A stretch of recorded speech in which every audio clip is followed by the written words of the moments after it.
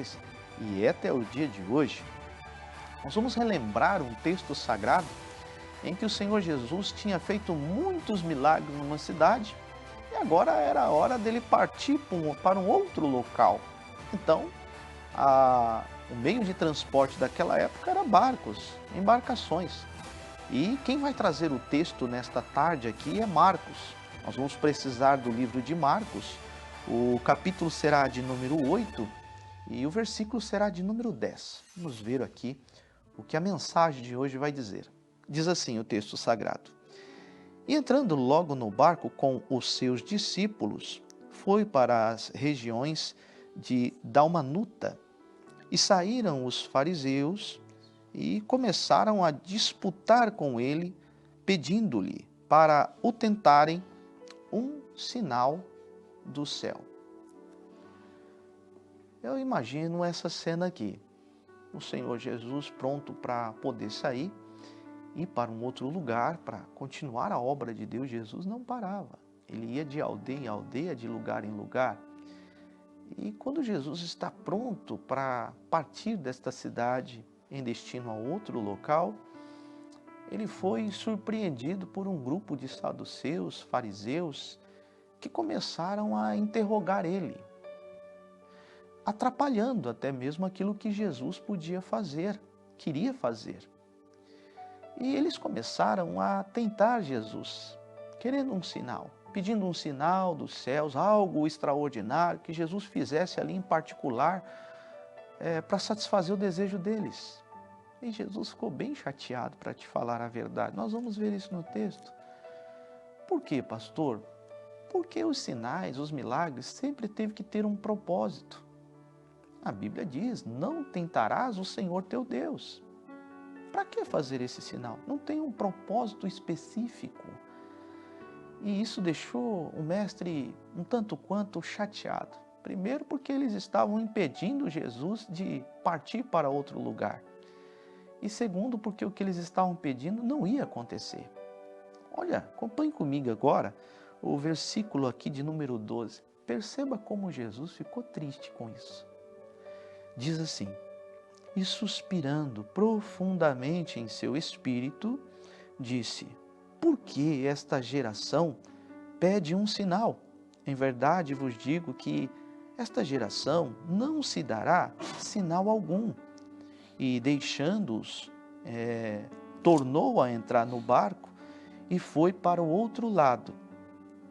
E eles se esqueceram de levar pão no barco. Não tinham consigo senão um pão. E ordenou-lhes dizendo: Olhai, guardai-vos dos fermentos, guardai-vos do fermento dos fariseus e do fermento de Herodes. Tem coisa na nossa vida que nós devemos deixar de lado. É o que aconteceu aqui. Jesus deixou eles e foi para o outro lado. Devemos deixar o pecado. Devemos deixar a mentira com aqueles que querem intentar contra as nossas vidas.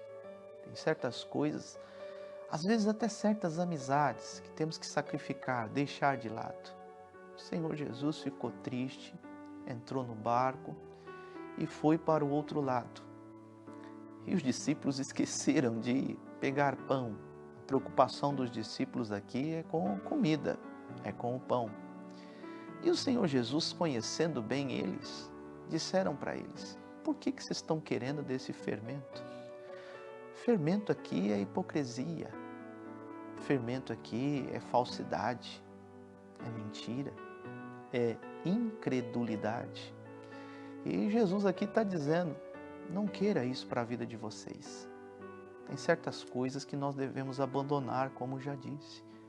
Devemos deixar, não é nosso. Devemos abandonar.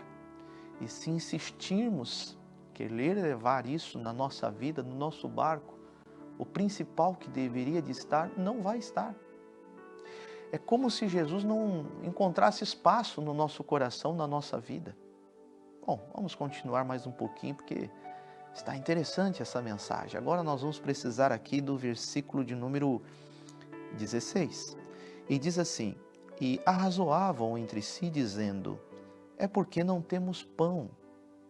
E Jesus, conhecendo isso, disse-lhes: Para que arrazoais que não tendes pão? Não considerastes, nem compreendestes ainda? Tendes ainda o vosso coração endurecido? Olha, a dureza de coração é um problema, né? O Senhor Jesus disse: Eis que estou à porta e bato. Se alguém ouvir abrir, eu entrarei. Um coração endurecido, a palavra de Deus não consegue penetrar.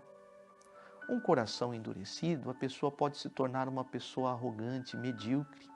Coração endurecido é algo terrível e Jesus está preocupado com os discípulos, não só com os discípulos, Ele está preocupado comigo, Ele está preocupado com você. Isso aqui é uma orientação para nós.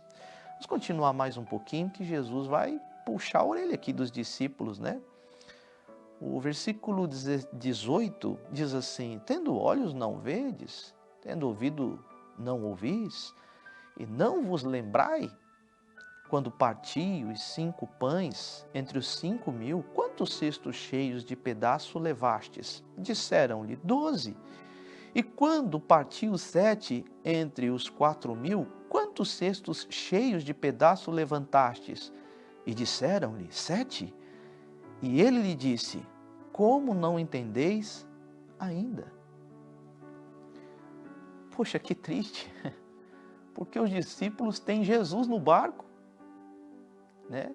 Mas estão preocupados porque não tinha pão. E Jesus está dizendo: Poxa, vocês estão preocupados com o pão, sendo que eu estou aqui. Às vezes a gente quer levar tanta coisa no nosso barco, a gente quer levar tanta coisa na nossa vida que não tem espaço para Jesus entrar. É como se Jesus olhasse e falava assim: cabe eu ainda? Eu consigo entrar na sua vida? Porque é tanta preocupação, é tantas coisas que não tem espaço na nossa agenda para o Mestre. Não temos tempo para Ele. E Jesus ficou chateado com os discípulos e eles aprenderam uma dura lição. Ninguém morreu de fome aqui por isso não, porque aquele que poderia e fez um milagre estava com ele. Que Jesus esteja no seu barco. O barco aqui representa o nosso coração, a nossa vida. Que Jesus te abençoe nesta tarde, em nome de Jesus.